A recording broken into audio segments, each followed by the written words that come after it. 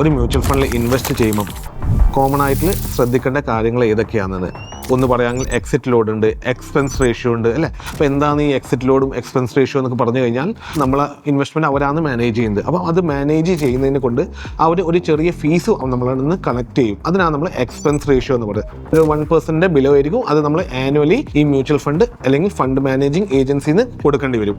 Exit load എന്ന് പറഞ്ഞ ഒരു എക്സ്ട്രാ എക്സ്പെൻസ് കൂടി ഉണ്ടാവും. ഓരോ മ്യൂച്വൽ ഫണ്ടും ഫിക്സ്ഡ് ആയിട്ടുള്ള ടെനർ ഉണ്ടാവും അല്ലേ.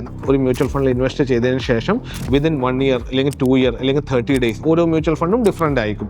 അതിൻ്റെ മുമ്പിൽ നമ്മൾ ഇതേ എമൗണ്ട് വിഡ്രോ ചെയ്യുകയാണെങ്കിൽ അവരൊരു എക്സിറ്റ് ലോഡ് ചാർജ് ചെയ്യും. ഫോർ എക്സാമ്പിൾ SBIൻ്റെ PSU ഫണ്ട് ഉണ്ട്. നമ്മൾ ഒരു 30 ദിവസത്തിന് മുമ്പിൽ ഫണ്ട് വിഡ്രോ ചെയ്യുകയാണെങ്കിൽ 0.5% അവിടെ നമ്മൾ ഇൻവെസ്റ്റ്മെന്റ് മോൾ ചാർജ് ചെയ്യും. അതേപോലെ മോത്തിലാൽ ഓസ്വാളിൻ്റെ മിഡ് ക്യാപ് ഫണ്ട് നോക്കുകയാണെങ്കിലോ ഒരു വർഷത്തിനുള്ളിൽ നമ്മൾ വിഡ്രോ ചെയ്യുകയാണെങ്കിൽ ഒരു 1% അവർ എക്സിറ്റ് ലോഡ് നമ്മളോട് ചാർജ് ചെയ്യാം. ഓരോ mutual fund to mutual fund different ആണ്.